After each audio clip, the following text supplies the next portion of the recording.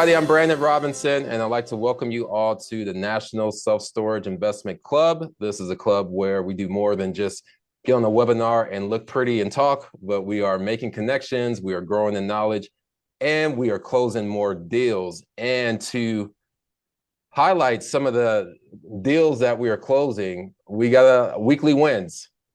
So we have a couple people in the group that are doing some things and they're moving and shaking in storage. So we got Everett Jenkins. He usually doesn't join the Wednesday morning sessions because he's a high school teacher and also a football coach out in Tacoma, Washington. But he worked with us to purchase his first self-storage facility in New Mexico last year. And now he is closing on his second facility within the next 2 weeks out in Hattiesburg, Mississippi. It's a facility that we helped him find, and we also helped them get the financing for it through Priority One Bank. So congratulations, Everett, and look forward to seeing you close on your second facility and moving on to number 3 and 4 at some point in the future.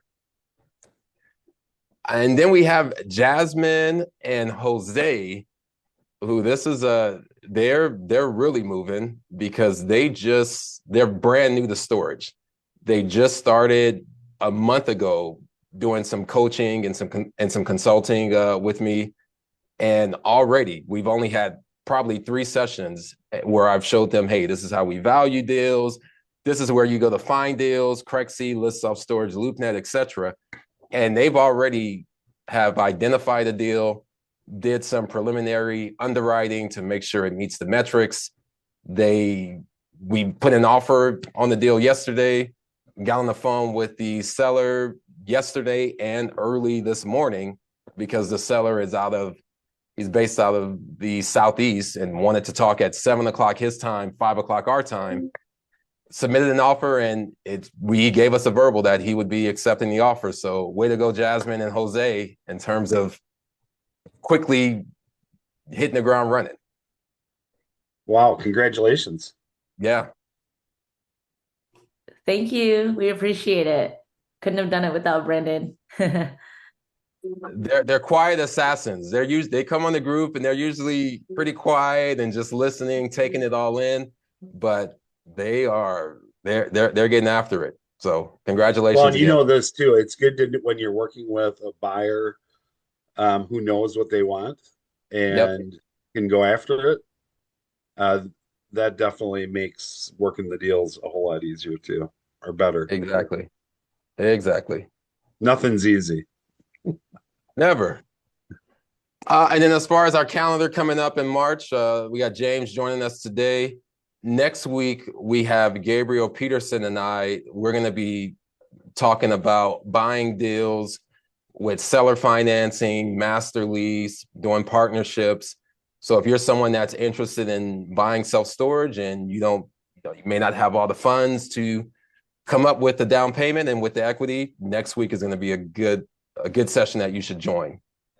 And then also in April, we got myself and Angela and James. We'll be talking about finding off-market deals and how to use Stortrack to find off-market deals, as well as we got Brett Henry, institutional operator from Trojan Storage. And then we have Alana Ross, who's going to be talking about the auction platform that she runs as well.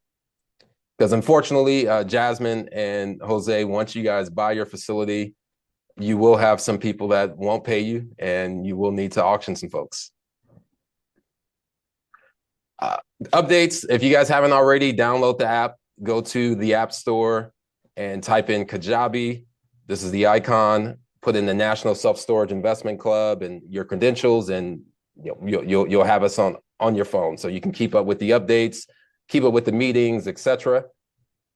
Next Thursday evening, starting at 5 o'clock p.m. Pacific and 8 o'clock Eastern, we're going to be doing a weekly deal room session where you guys can come and ask the broker. You got deals that you're working on that you want me to look at.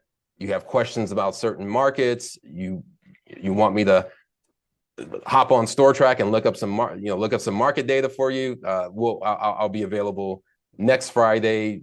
Not next Friday. Starting next Thursday, 5 o'clock p.m. And that's going to be our live deal room session. So very excited about that. And it's going to be a a time where we just kind of freely look at deals. Not going to be a structured time. It's just going to be, hey, I got this deal I'm working on. I need some assistance. Give me some feedback. And then launching end of this month, we have our training courses and modules that I'm very excited about. It's going to be big. I call it the Harvard of self-storage. Just when you look at all of the different training modules and the courses that we're going to have, everything from syndicating to raising capital to management, looking for deals. It's going to be big. There's over 100 courses and modules and videos that are in that training course. So yeah, look forward to that in March. Also in March, we'll have our vendor directory. So if you're looking for lenders, looking for any type of managers or whatever type of vendor you're looking for, you'll be able to access them through the club directory. As far as industry updates, there's a couple of updates that happen over the past week or 2 weeks. So number one is, James, you may have seen this. I saw U-Haul this past week put out a press release that they're going to do a 1-year price lock on their storage rentals, which I believe that's probably a counter to the Extra Space lawsuit that the city of New York filed against Extra Space for price gouging and raising rents a little bit too quickly. Did you see that, James? Yeah, so U-Haul typically, and again, their location, there's a wide variety. Some are the corporate, some are obviously ran by third-party folks who lease the name. But traditionally, they have been very slow to do anything with rates. So this, to us, this isn't earth-shattering news. They typically work on a different. If you talk to people in the industry, a lot of people consider them a transportation company, right? Because it's such a different business model than the general self-storage operators, which obviously small operators still consume the vast portion of the market. So again, it's a good PR move, but I don't think they ever did a lot of the prices before. So. Right. I mean, they don't really they're not really like Public and Extra where they raise every quarter. So I think it's just like you said, it's a good PR stunt. Although the one thing I'll tell you though, what I'm hearing from the large operators, and those are the large non-publicly traded groups, is that they're tending to opt for more upfront discounts. So 50% off 2 months, 50% off 3 months, first month free, whatever that case may be, and then shifting right back to their street rate that they want to get to, based on that. So that's one of the trends. And again, I hear a lot of people talking on that backside, and they're tending to lean more that way than the existing customer rate increases. But again, it's really kind of whichever algorithm you subscribe to or follow. They each have their own place. Right. Yeah. And if you guys haven't heard that, I'm sure you have by now, the city of New York and the mayor filed a lawsuit against Extra Space over their deceptive pricing. I'm sure you guys see, you see the $1 move in or $50 for a certain unit.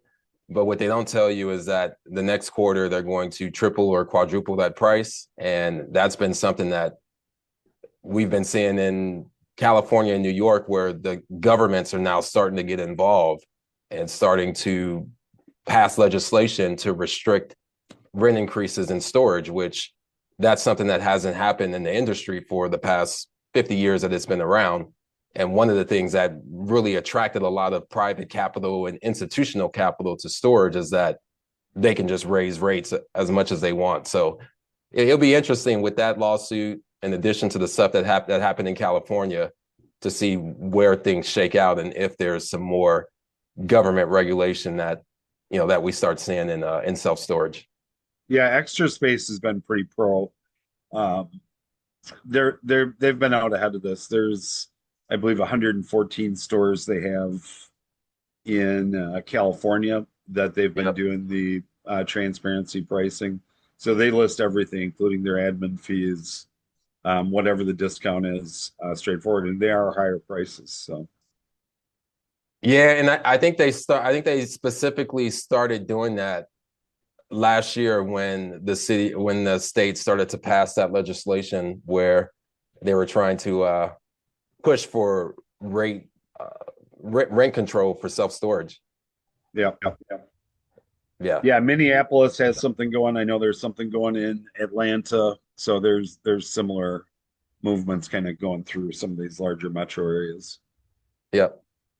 And then last industry update. So next month, from this April 7th to April the 10th, is going to be the Inside Self Storage Expo in Vegas. It's one of the largest expos and conferences for self storage.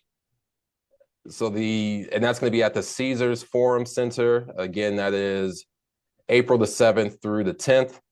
If you're just going to the expo package is $250, and that's just to attend the exhibit sessions that they have on April the 8th and April the 9th. And James is usually up there. I'm pretty sure you'll be one of the exhibitors. If you want to take part in the seminar package is $695.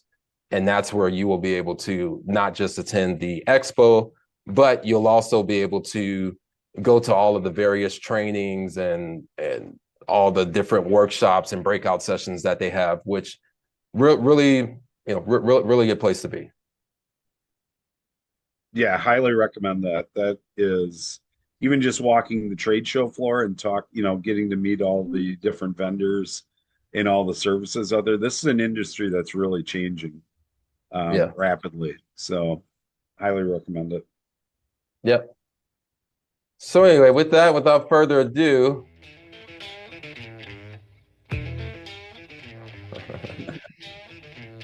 got our guest speaker got our featured speaker for today, James Breunig. So James brings over 18 years of experience in the self-storage and the boat and RV storage industry with a strong foundation in operations and acquisitions. Now, before joining Stortrack, James had key roles in several mid-size and large storage operators across Florida and throughout the United States. His hands-on background gives him a deep understanding of the operational and acquisition challenges faced by owners, operators, and investors, insights that he now leverages to help his clients make smarter and data-driven decisions. So with that being said, I need you guys to all help me welcome Mr. James Breunig. Well, thanks for having me, Brandon. And just to add a little bit to that. So, when I started out with managing a portfolio of about 14 locations. And the goal with that was eventually to get those sold off to larger operators, the REITs, and so on, which that mission was accomplished. And then I moved on and worked with one of the largest privately held groups in the U.S. and one of the large REITs.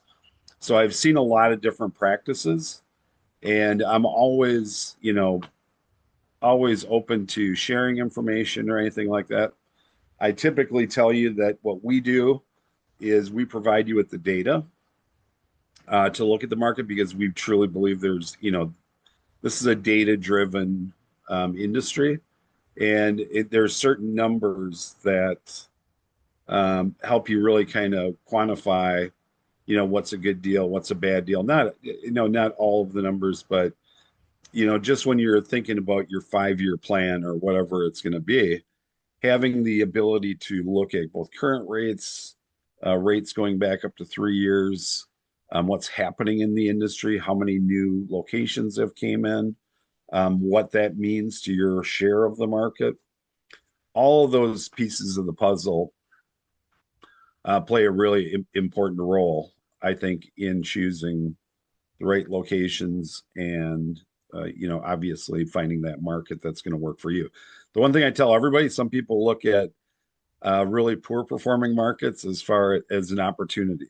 So when you look at some of those, if you can buy at the right price, this is the other thing I always tell people, if you can buy at the right price, anything can be a great deal. So when you're looking at these markets, there's all sorts of different ways to look at them, and that's what we try and provide that level of data for you to do that. Yeah, sounds good. And hey, as James is presenting, if you have a burning question, feel free to raise your hand or interrupt them. And James, I might, as you're speaking, I might, as you're doing, I might pitch in and ask some questions, because there's a lot of stuff about Stortrack that I'm even finding out, and Sure. I don't even know everything that there is to know about certain tools, and you guys are making updates, so you might be presenting something that, hey, I might need some additional insight on. Literally, my presentations have to be updated like weekly now. So yeah, we've got a lot of cool stuff coming out. Did you want to share that slide deck, or do you want me to you share can it? share it. I gave you sharing responsibilities, so you can. There you go.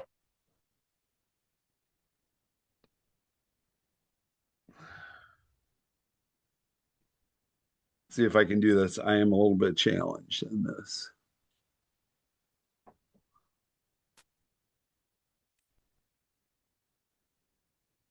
Can you guys see my screen?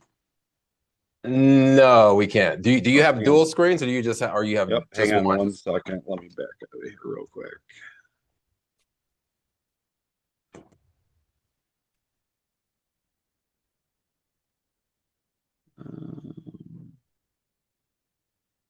Can you see that?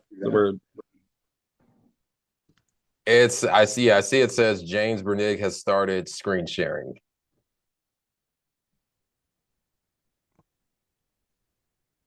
Let's see if it will go.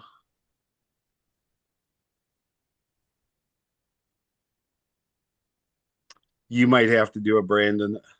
Okay. Oh, let me. If you can, sorry. No, it's not a problem. I have your PowerPoint, and then if you need me to log into the system or anything, I can do Oh, that. that part I should be able to do. Okay, it's just the PowerPoint. Can you see the PowerPoint now? Now, yeah, now I actually can see it. Yeah. Okay. All right. Now I think we're good. Okay. Just do one thing here.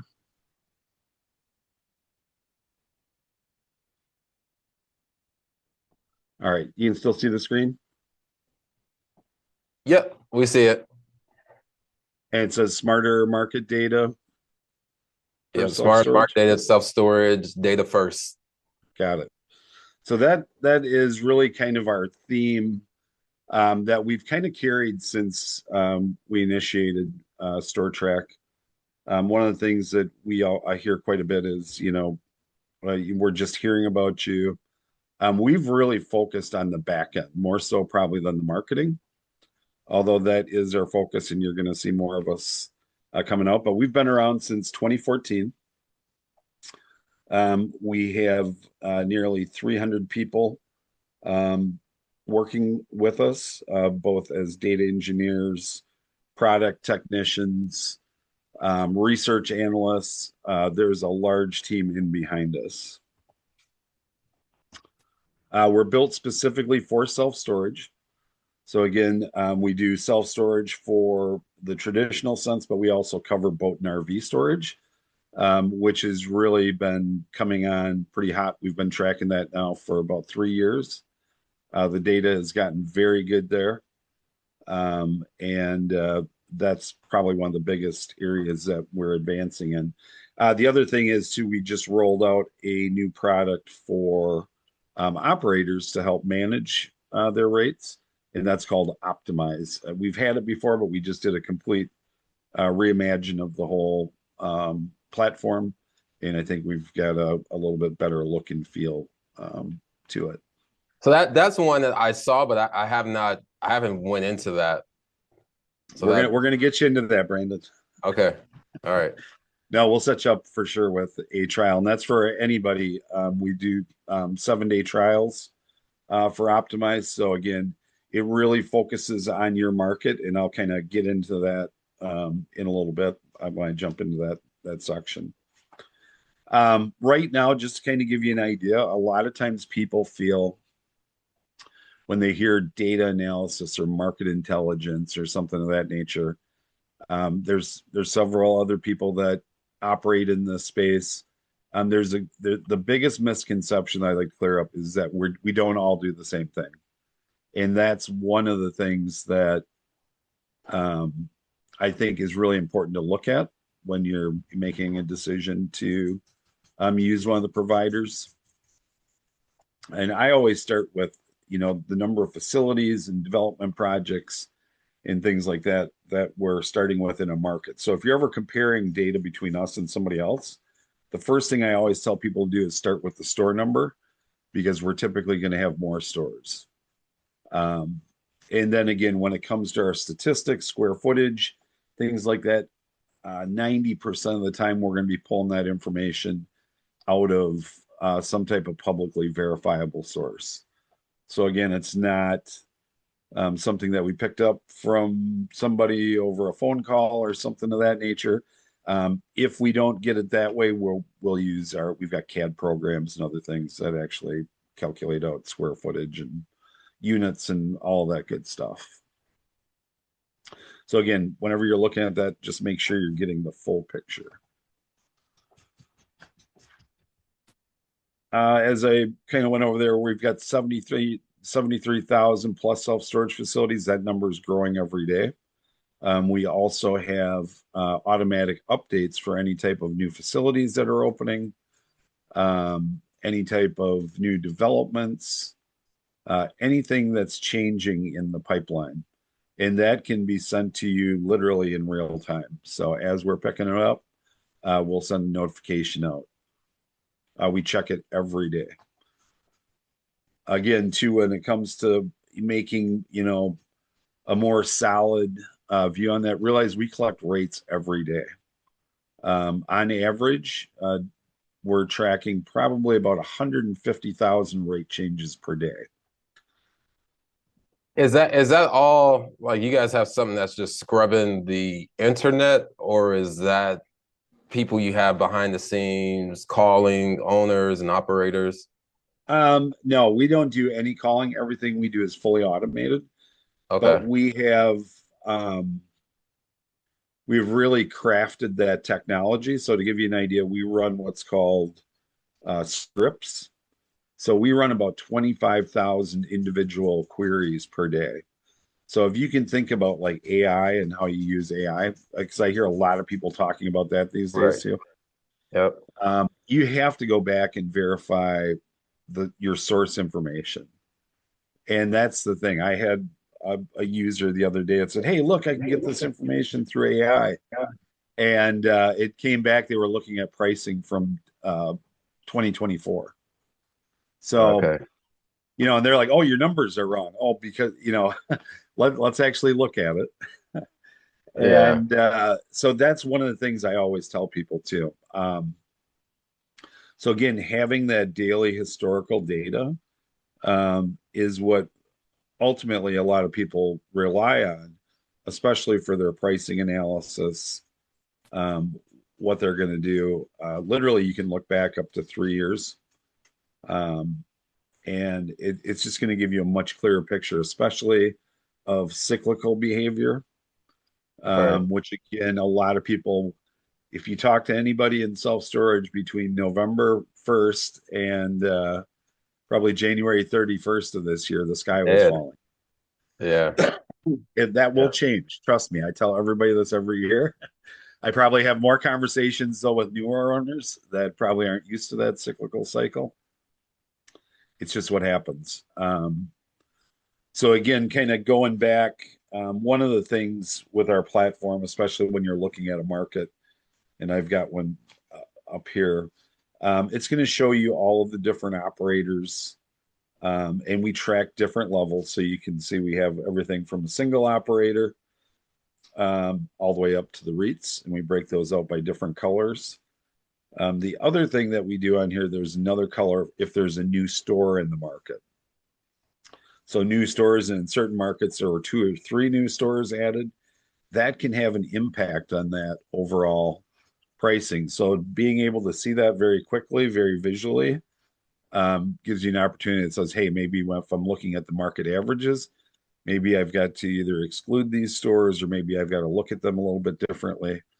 There's a lot of, again, just being able to see that up front is incredibly important. Yeah, and I've used it too, just as a broker and investing in deals myself, where something might look like a good deal, but then when you put it on Stortrack and you see, oh wow, there's 2 new competitors that are putting in 50,000 square feet storages each. Now the deal doesn't make as much sense as it did when it was just when you didn't have that information. Yeah, and especially when you look at it, especially if you're in a tight market, um, we'll show you what the impact is to each individual operator. So let's say your market share was 5%, and then there's 80 or let's say 160,000 square feet of self-storage coming in. We're going to show you what that percentage of the market drops to. Yeah. And that's important too. And again, having that pipeline information. In some of these, like I say, there's several deals out there right now. We just added a new category for dormant. So what I would tell people, we're going to be, some of these are transitioning into what we consider dormant. They're probably waiting for either population to catch up, or they may be waiting for interest rates to change. There's something that have these deals kind of sitting on hold. But we're going to leave them out there because those are, unless something changes from the city, if the use changes or something like that, it's really important to pay attention to those, because I've seen them crop up personally, especially during this last boom period. I've seen locations that sat dormant for 5 to 8 years. Yeah. That literally the sign had fallen down where it said coming soon, had fallen down. The next thing you know, there's self-storage coming out of the ground. So Yeah. it's always, until that zoning changes or till that use changes, it's always good to, stay on top of what's going on there. On this screen too, we're going to give you, over on the right-hand side, you'll see there's a market summary. Typically, we're going to give you about 22 to 24 key data points. And this is just a quick overall 30,000 foot view summary of the market. But what it's good for, and this is kind of what Brandon says too, is you look at a market, you can kind of quickly see if there's something that doesn't, is there something that's jumping out at me that doesn't quite fit? Or maybe you'll see, all of it comes together. But you can do that very quickly. You don't have to go in and analyze a ton of reports, but you can see there's certain things you're looking for that are going to meet your buy box. That's where this is really good, just as a quick overall view, so you don't waste a ton of time on something that may be kind of a waste and miss another opportunity. Yeah, like if you see 50 square feet per capita, that's a run. Yeah, right. Well, again, though, there are strange examples. Lake Tahoe, I was just looking at yesterday for a boat and RV. And the square foot per capita was way out of range for what we consider decent for boat and RV. But the rates were up there. Yeah. So you're going to have these areas that have these huge population shifts or very seasonal. They're going to have these seasonal bumps. And again, that's why it's important to go back and look at the historical data, because you'll see where those peaks and valleys come in. And so it's really That's important. true. I know I've noticed that actually. I used to put a lot of weight on square foot per capita, but then you notice that, okay, in certain markets, you have individuals who request larger unit sizes. So instead of being in the urban city area where, okay, 5x5s and 5x10s rent like that, you have certain markets out in rural or tertiary areas where they're not renting small 5x5s. They're renting 10x20s, 10x30s. So that's going to make the square foot per capita larger because these folks are renting larger units. Yeah. And that's true too. It's like when you look at like a Miami or someplace where there's 70% rental housing, it's going to be smaller units. That's primarily what that is. Not to say that the big units won't rent, but you're going to be doing a lot of smaller units. So having that right product mix is really important. One of the quick things on here is you can see, and this is that square foot per capita. If you look in the far right column under national, where it says 7.93, and then you look at this market is 14.96. The immediate thought is, oh my God, that's twice the national average. But again, when you go back and actually look at the market and dive into the numbers, it's going to tell you a different story. So, like you, Brandon, I think square foot per capita was a number that was great, probably Yeah. 5 years ago, or at least good for a sniff test. I think it's different now because of the way I think the population migration has really gone to more of the larger city centers. There's different things going on. And again, Yeah. like you said, the type of households that are in the market. Like if you look at upstate New York, you're probably looking at 5 square foot per capita, and that's probably a high or good square foot per capita versus a Miami that could be 13 or 14. Again, different housing mix, different use mix or use case scenario. A lot of different things to look at. Again, going back and looking, this is the 12-month trailing average rate history. I tell everybody, usually as a bare minimum, I'm going to want to look at this because what this does is it smooths out all of the gyrations, all of those pricing trends up and down, all of that. This is going to let you see what it looks like. If I'm going back over the last 12 months, this is what I'm asking. And again, you can do this for either online pricing, in store, whichever metric you prefer. If you want to focus on a particular floor, you can select ground floor or upper. Metric is the other one just to the right of unit floor. Premium and value rates. And a lot of times these get confused with online or walk-in. Premium is just the highest rate. So, for example, I'm sure some of you have seen this where operators are using good, better, best pricing. We'll just show you the premium rates if that's what you want to look at. That's going to be the highest of their either online rate or in-store rate, whichever those two are. And the value rate, same way. So if they're offering 3 different rates, now we're going to show you the lowest value rate. So it kind of gives you all those options. And then you can also change it to rate per square foot if you want a quick calculation. And then you can also download any of these reports so you can download it in Excel. For me, for somebody who started out collecting a lot of this information by hand, and I can't even begin to tell you the countless hours that I've got banked into putting reports like this together.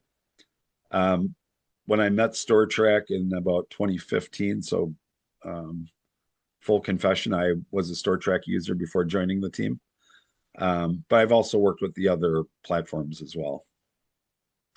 But one of the things that this did was it easily saved me 8 to 12 hours a week. Yeah. So that's the first thing I can tell you.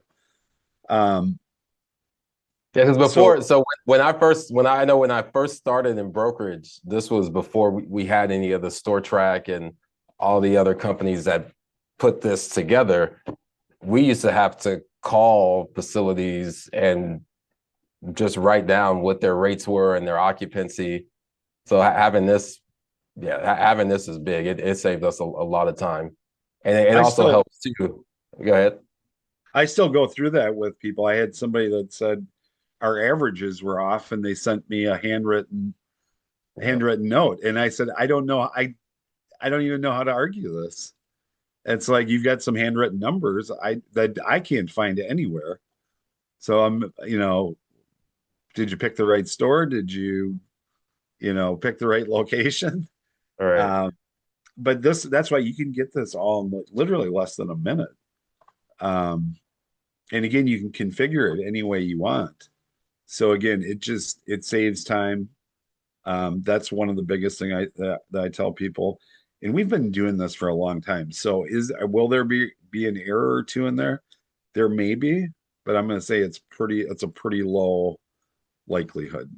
So just to kind of, again, that's why the data first is really kind of our mantra, and that's really what we strive for. Yeah, and this helps too to make sure that your pro forma and the pricing that you're estimating on these deals is accurate and legit, because sometimes us brokers, and I do it too, will have some off the wall pro forma where we're projecting that you can double the rents just to make the deal look good. But it's good to back up stuff that you see in OMs with the data that you find in Stortrack. It is, and what's helpful too is we let you separate out the operators that you want to look at. So if you're looking at a market, and let's say you only want to look at a specific comp set, you can do that you can choose the stores. And again, it really tells a big story, especially when you look at averages or rates in a market.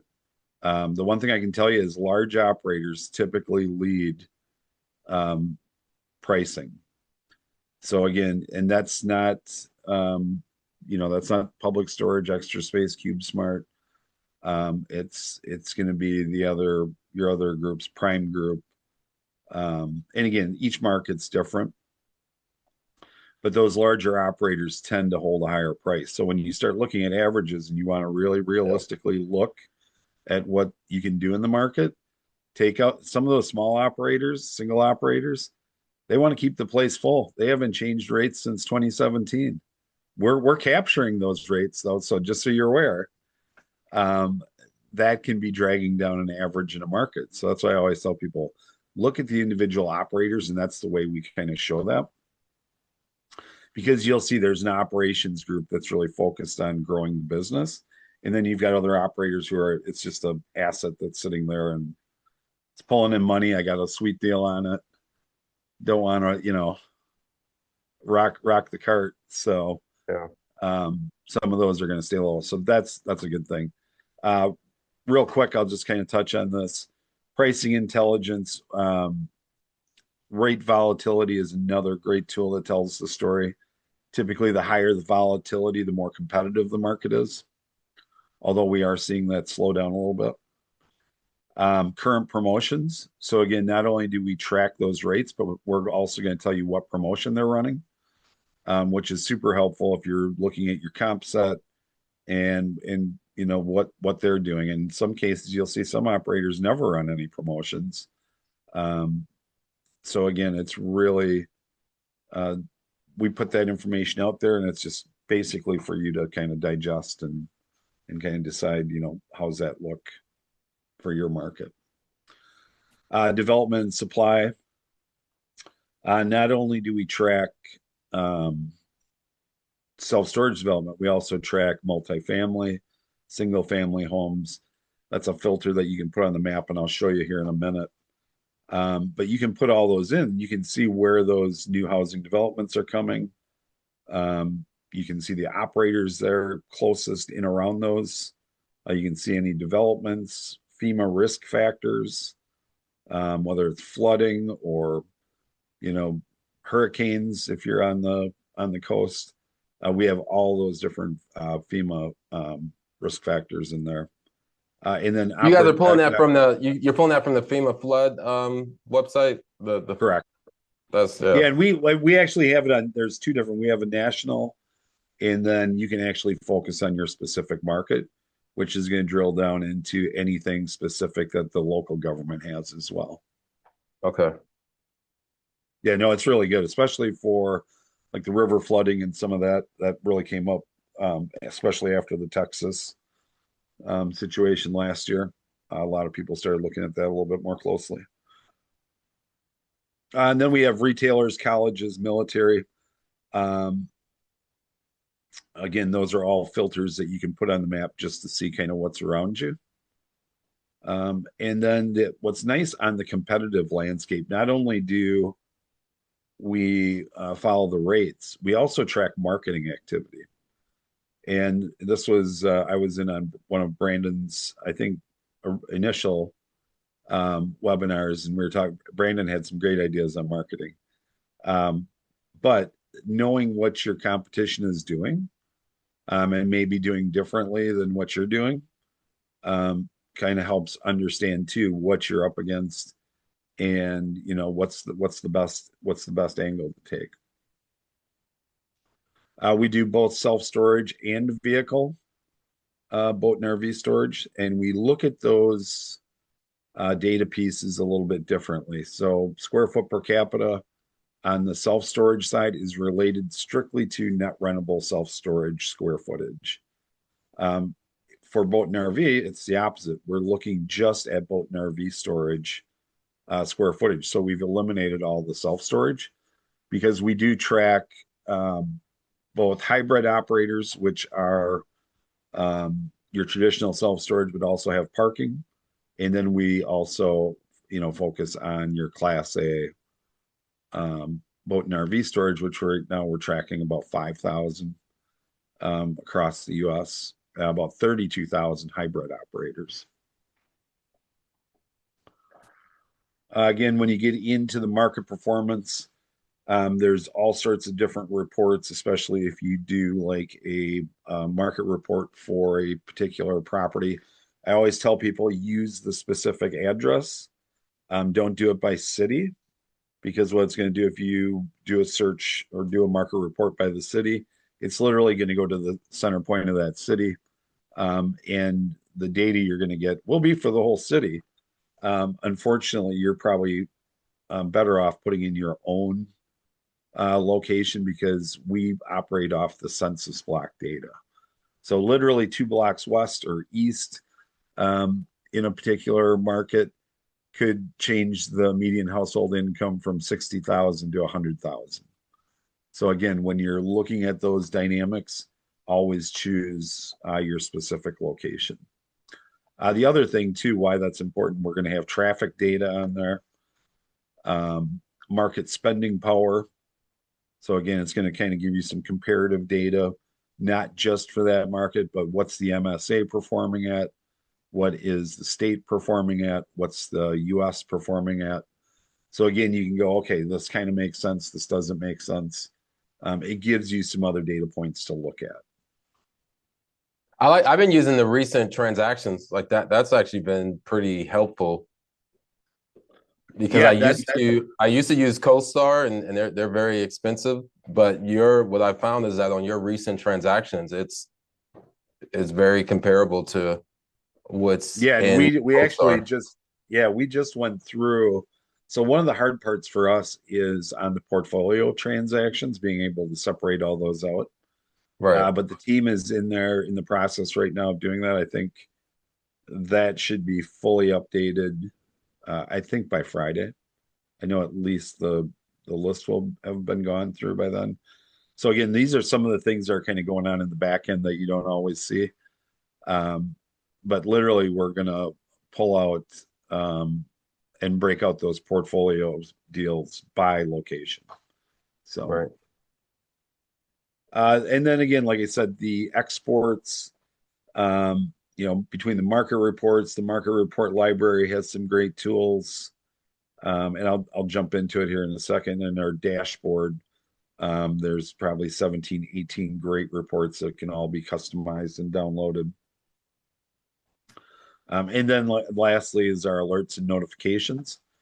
Like I said, you can get alerts for rate changes, inventory changes, new stores, new developments. Any of that can be sent directly to your email as we're picking it up. So again, that's where operators use this for tracking rate changes, so they don't necessarily have to dive into the full platform and spend a bunch of time. You can literally get a notification sent right to your email. And then what people will do when you get time, or if you're by your computer, then jump in, take a look, see what's going on in the market, get the full picture. But those things can be sent directly to your email. A question with that rate change, is that is it send you a notification when there is, say, just one unit that changes rates at a facility, or is it Yeah, sending you? it's by unit. You can actually pick the units Okay. you want to monitor and the competitors. Okay. So if let's say I've got a CubeSmart and an Extra Space and a Prime that are like my closest competitors, I may select them.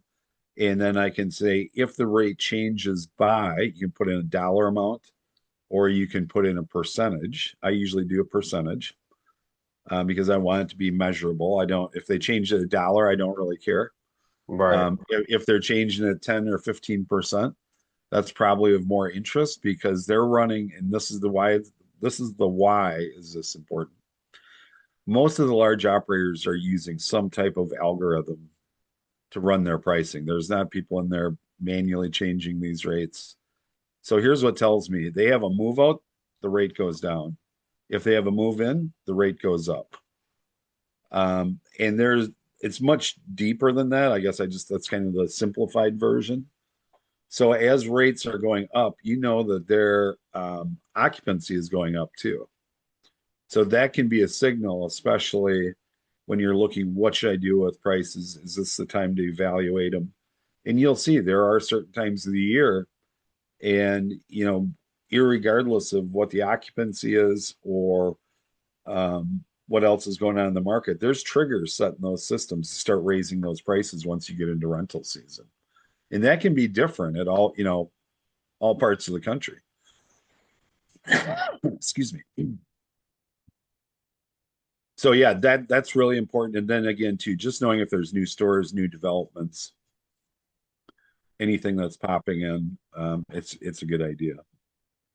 One of the other new things, and I'll show you once we get into the website, um, we did add a portfolio. So if you have a group of locations, and like you, Brandon, what you could drop all your locations into that portfolio manager, and then you can see your whole portfolio. You can create special reports. Oh, that's nice. Yeah, so that's one you probably haven't Okay. seen yet. Yeah, so No. that, and we're going to start doing webinars, I think on a monthly basis, just to bring people up to speed because there's a lot of new things coming. Real quick, I'll just take care of some quick business. On demand, we have market reports, which gets you 30 days access to the full platform um, for that market. It is geographically locked by that market, but you can get access to all of the tools available in the enterprise level. It's going to be just for that market, just for 30 days. Typically, if something comes up and you need an extra week or 2 weeks or something like that because you're still working through your due diligence, if you send us an email, we'll go ahead and extend that. We just did 30 days is just the typical, but we work with a lot of people who do feasibility studies and things like that. So we'll keep that active. Essential Explorer is our entry level. And with that one, there's really no reports, but it does get you access to our market discovery tool. So if you have a certain KPIs that you're trying to for your buy box that you want to meet, you can put those in and you can search nationally, you can search by state, anything like that. And it's going to give you the high level overview. It was kind of that market summary that I was talking about, and I'll show you in a minute on the right hand side.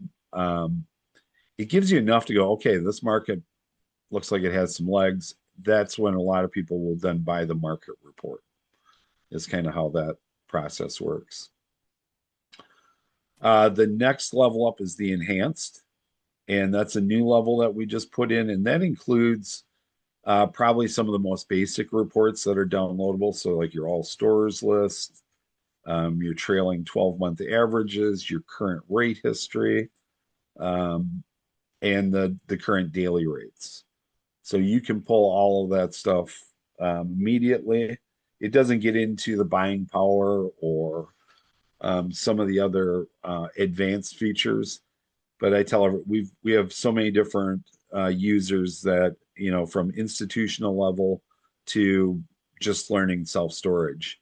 And if you're just learning self-storage, you don't need to get into the institutional level, and get into all of those reports. So that's kind of the reason why the price break from the 199 to our national. The enterprise level is based on states. It's typically used by teams, um, large groups who are just actively focused and just churning through markets and need to get to all of that data on a pretty frequent basis. Um, so that's really kind of the enterprise level, and again, that's priced based on what you really need. So, if you have any questions, if anybody has any questions, please feel free to reach out. When you're on the website, again, you can do a quick overview if you go to stortrack.com and then go to solutions. And you can do an instant market access where you don't need any type of membership.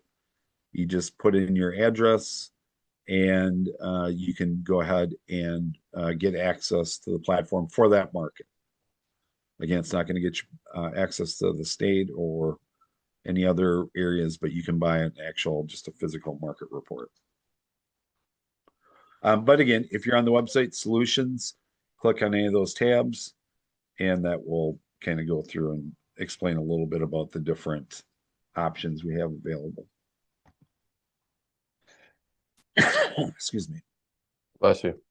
Optimize. Again, this is separate from Explorer, and this is really just designed for operators. And what we do is we're going to track that competitive pricing. Again, there's automated reports that you can set up in here for your competition shop, your activity, any type of inventory changes, anything price related. Those can be sent directly to your email through this platform. One of the other nice things, like I said, we do along with this is in some cases we'll also include a daily data feed. And some people will just want that raw data and they'll run it into their own Power BI platform. So again, we have a lot of solutions. So if you're looking at it and maybe the solution that we're showing you on the website doesn't exactly work for you, but you're looking for something different, let us know, because we can always we'll take a look at that and see if there's another solution we can come up with.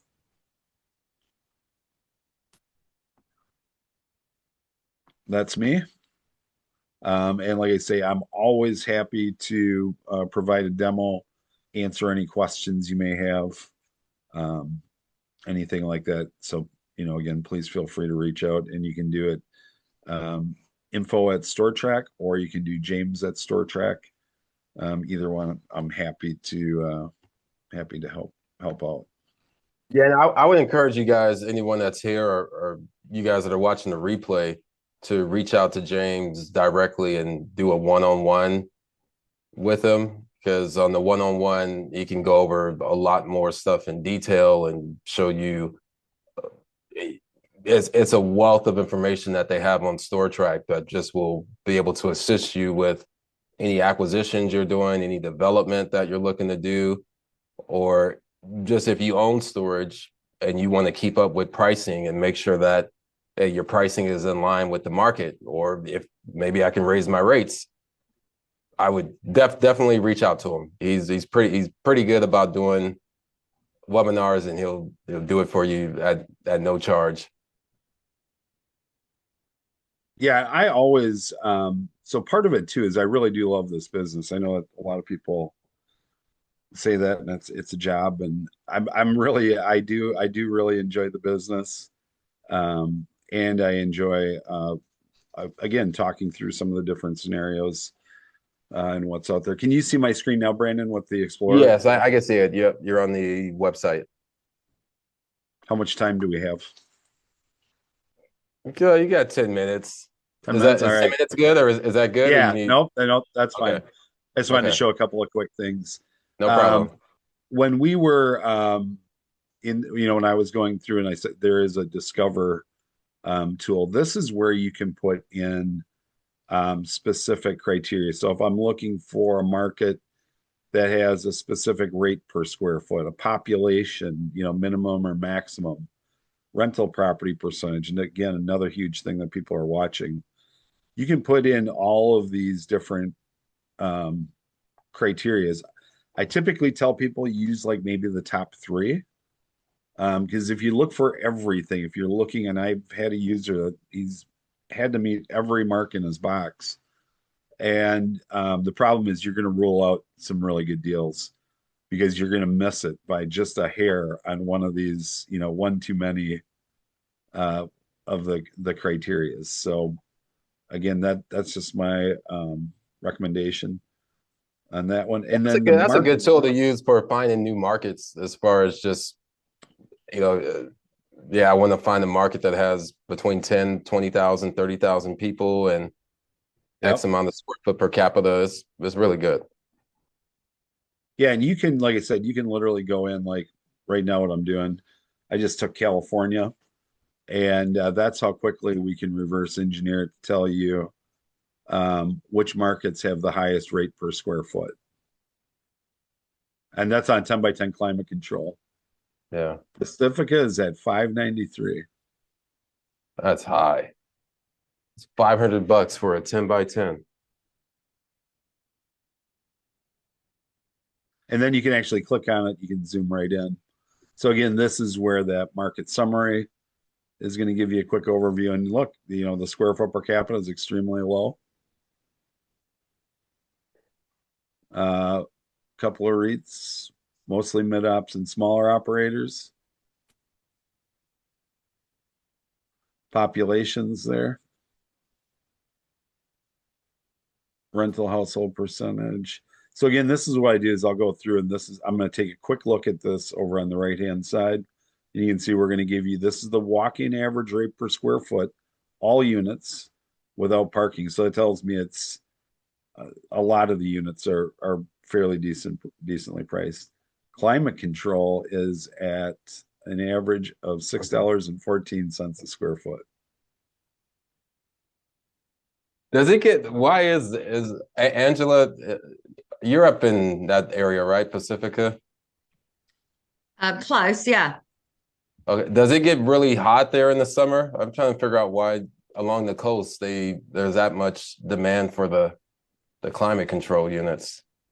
I think it's more to do with it gets damp versus it gets hot, would be my interpretation of it. It's the weather's Pacifica tends to have a lot of microclimates up there, tends to be like really foggy, so damp would be probably the main issue up there. Okay, I got it. Okay.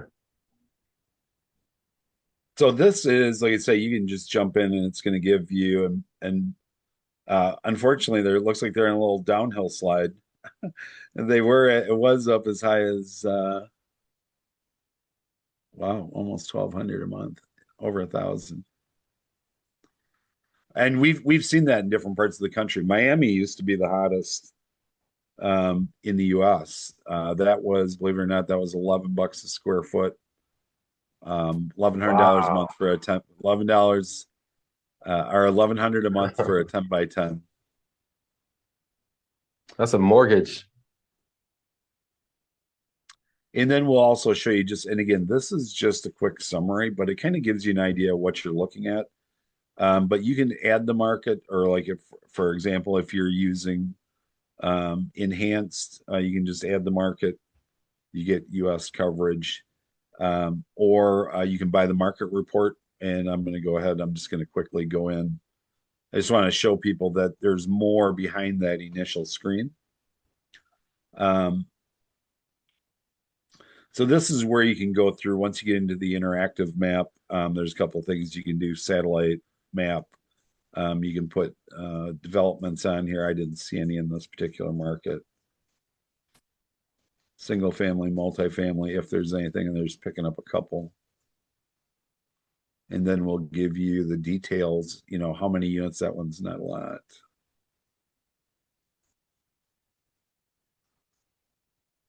Yeah, 341 units. So again, you can kind of see what's coming into the market. The other thing you can do, this is where you would put in any of the FEMA hazards, traffic counts.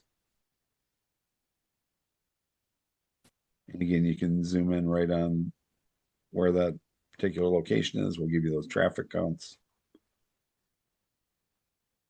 And again, you can put in retailers, any of the other filters over there. Dashboard is going to be where, like I said, this is the trailing 12-month average. You can see this is loading up. It's literally coming online, pulling from our API live. And now it's going to pull those rates in. And again, you can download this. You can change these features. And there's a ton of other reports in here. And like I say, with a market report, you get access to everything. Here's the portfolio one, Brandon. So one of the things you can do, you can see I've got a couple that I've just set up kind of as an experiment. But what you can do is you can create a portfolio, just give it a name, go back in, and you can just simply upload a list of addresses from a Word document. There's like a format for Excel. I tell people just take it off Word doc, dump it in there. It's going to pull up, it's going to have you verify the addresses. And then once you do that, now let me go back to my portfolios here. I can generate reports. I can edit the markets. So for example, in this particular one, I have a lot of different operators. Some are 3-mile radius, some are 5. You can change those to whatever you want. You can pick the stores that you want to monitor. So again, if you click on this, it's going to pull those stores up and show you what you've got in there and the proximity.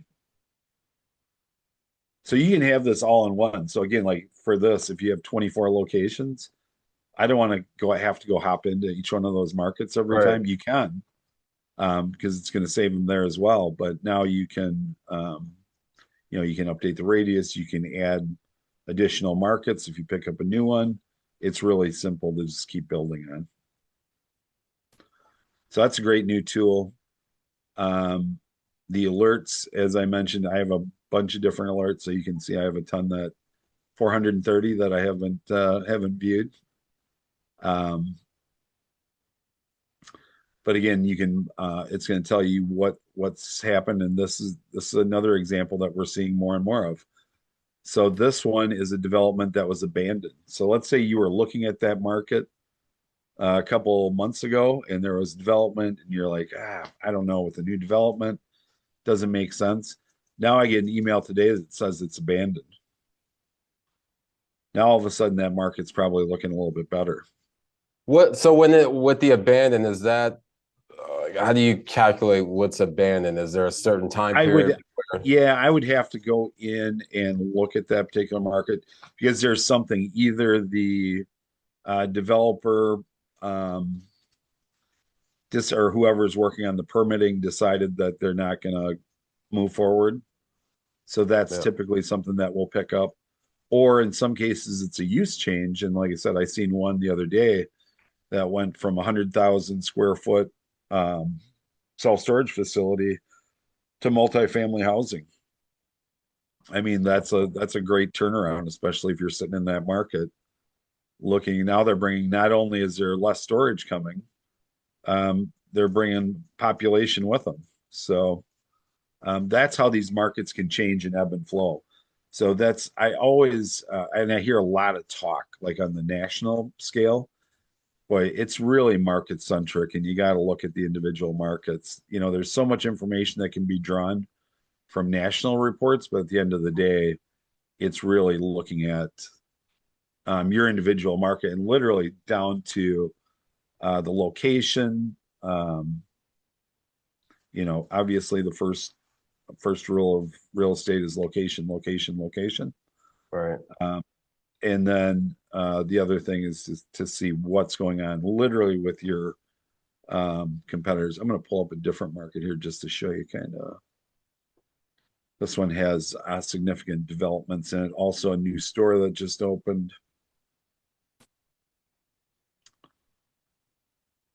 And you can see we update all of the different categories. There's actually 2 in here that have been rejected. And you'll see we don't count that square footage once they've been rejected. Yeah.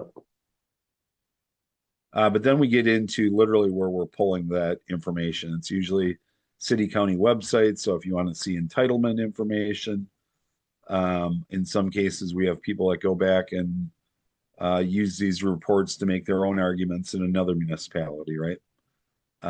So there's a lot of different ways that this data is kind of used. But again, knowing what's coming into your market, and then also the new supply impact analysis. So again, in a market that was traditionally low, going up somewhat, not tremendous in this particular one. But you can see if you're gonna, if I'm extra space, and right now I have 1.5 or almost 1.6% of the market, and I'm gonna be dropping to 1.32, that is going to be a measurable impact. Again, depending on what's coming into that area for population, what's the forecasted population growth? Are there any other developments? All those factors kind of have to go into it. But again, we'll give you those numbers.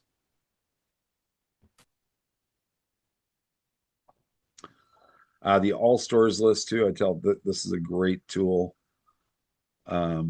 That's probably the one I use the most. I think the all stores list and then the market snapshot. Those are probably the 2 that I use the most.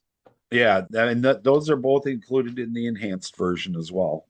Yep. So the all stores list is very handy. And again, it's your market, whatever you decide it's going to be, encapsulated into a single workbook. So you're going to get all of the store details. Again, their proximity, drive distance, drive time. And then we're also going to break out the square footage, total and net runnable. And then we also get into a number of units, zoning codes, parking spaces. So we capture all of that data in there. And again, other things, loan data, any type of open loans that are publicly available, we'll show you what those are. Transaction history, as Brandon mentioned earlier. Again, it's helpful to go back and look and see if, when it was last sold, or maybe what some of the comps are going for. Yeah. The one thing that we don't capture with this is any type of goodwill. So if there's something outside of your traditional lending, or they've worked a separate deal on something, that we really don't have insight into. And cap rate too. Like it's hard to capture the cap rate because a lot of times they don't make it public. Yeah, we've had that conversation, and cap rates are a little bit subjective, and no matter which way we answer it, we're probably going to get grief. Yeah. So that's one of the reasons why we don't do that. But we have tax data. Again, if you want to go in and look at the taxes, and I've had accountants actually use this data to go back and argue taxes for a new facility. They felt they were being overtaxed. So they pulled up some of the comps. And again, this is all in one convenient workbook. So you can get access to all of that. Last thing I'll show you, unit rate availability. So if you're navigating within the platform, there's always look for the different tabs. There's additional downloads available. There's several different things, but in this one, again, we don't track physical occupancy, but we know how many offerings are on the market literally every day. So in this particular market, I'm just going to look at the 5x10 climate control right here. You can see that we're tracking 24 operators in the market that have that size. 22 of those operators are advertising that on the web. 2 are not, meaning those 2 are probably sold out. So what this tells me, again, when you start looking and going back to what you had said, Brandon, remember with the you know, climate control commanding such a different rate. Right. Again, we're looking at a different market here. But if we went back and looked at that market, you would see and again, I'm just speculating, but there's probably 1 or 2 operators that have those units available. So again, that's Right. another Right. indicator when you're looking at this. And like in this market, clearly I would sooner compete on a 5x10 regular unit than the climate control. I've got to compete against 22 other offerings, or Yeah. I can compete against half as many with a regular, non-climate. And again, you can see those seem to be in demand. So literally, without even checking, one of the things that tells me is that these are probably a lot of ground level units. And the upper floor ones are going to be your climate control that are probably a little bit more difficult to run. Yeah.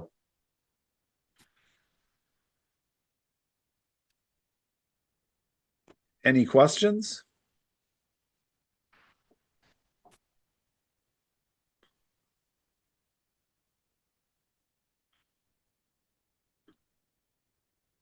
Angela, you don't have a question?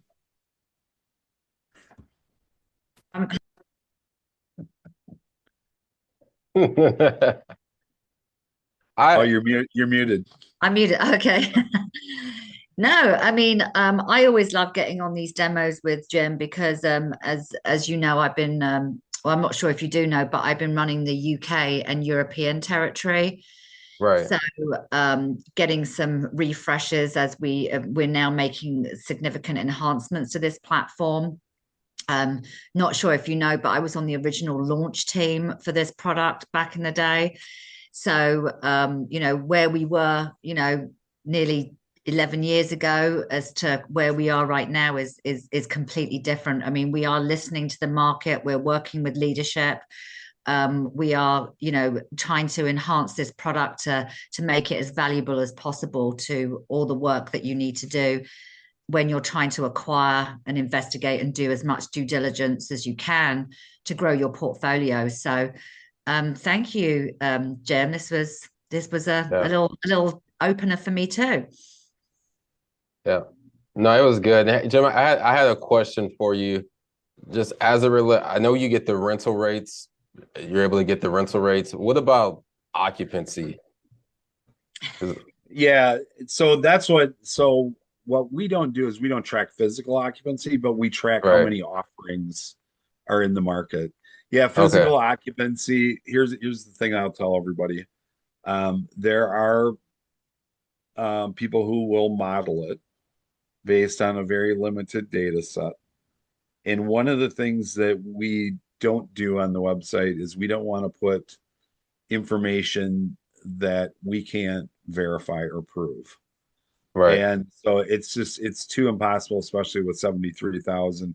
That's just in the US, where I think we're over 100,000 now worldwide. So it's just you can't do it on a regular basis, and you can't do it with any level of accuracy. Even when you're modeling it, it doesn't work. Yeah, because you're looking at what the unit availability is, and then you're basically guessing. And occupancy changes, daily. So we would, in order for it to be accurate, as Jim said, we would have to basically have lines into those companies that they would want to publish that. Right. And why would they? Because some companies are running at 100%. Some companies are following the rhythm of 85 to 95%. So who knows who's doing what, or who knows how to do what? Yeah. Yeah, and like I said, it really does vary by area. And again, like even when you go in and look at any of these markets, like I said, you can pick one. Let me go to my saved markets real quick. I just want to go back to that one we were looking at. The one in California. Pacifica. Because again, because we do show you, like I say, it's really kind of the number of offerings, and that's usually what I look at. So again, I want to know how many people am I competing against? And again, you can see where this is a great rate. And like I said, I kind of, well, I guess I was off. There's only one person with the climate control. So that's the reason those rates are so high in that market. Right. Right. The other ones, like I say, although it's not competing against 2 or 4 people or 3 or that's pretty reasonable. And again, that's where you're going to see those rates. I've seen it as high as I think I looked at a market the other day where there were literally 37 operators in a 3-mile radius. And again, I get it. It had population density, but it wasn't that dense. And so literally they had to fine tune their market back to from 1 to 2 miles to actually get their true comp set. But then understanding what's on the market. And again, this one, you can see this is just benchmark, but you can see every unit that's available. And again, we don't know if they have 1 or 100. And again, this is where, like I said, you'll see, and a lot of these are off market. Okay. Yeah, but to get the actual occupancy, it's the only way to do that is to either see the actual Boots management report or call the you got to have a manager's report or boots on the ground doing a rent roll or something. Okay. Gotcha. All right. Well, hey, look, James, Angela, I appreciate you guys joining us. I appreciate all the wealth of information that you provide. I know me personally, I use Stortrack for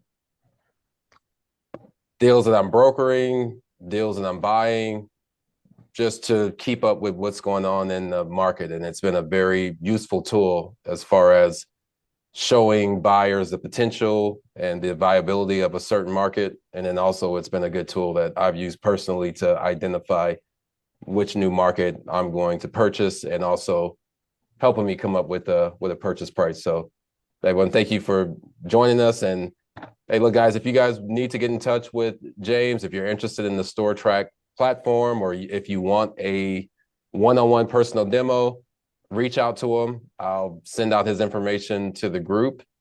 And with that being said, again, thanks, James. Thanks, Angela. And James and Angela are going to be back with us again on April the 1st, because with this data that they have, there is a way to find off-market owners and contact people and do off-market deals as well. So Angela and James will be back with us April 1st, where we'll be showing you how you can utilize this tool to find off-market deals, as well as using list self-storage to find deals that are on the public market. So sounds great. Thanks for having us, Brandon. Thanks for having us, Brandon. Nice to meet you guys. No problem. With that being said, thank you guys. We will make this available on the portal, and we will see you at the next meeting next Wednesday. We got Gabriel Peterson and myself that will be talking about creative financing, seller financing, and master lease options.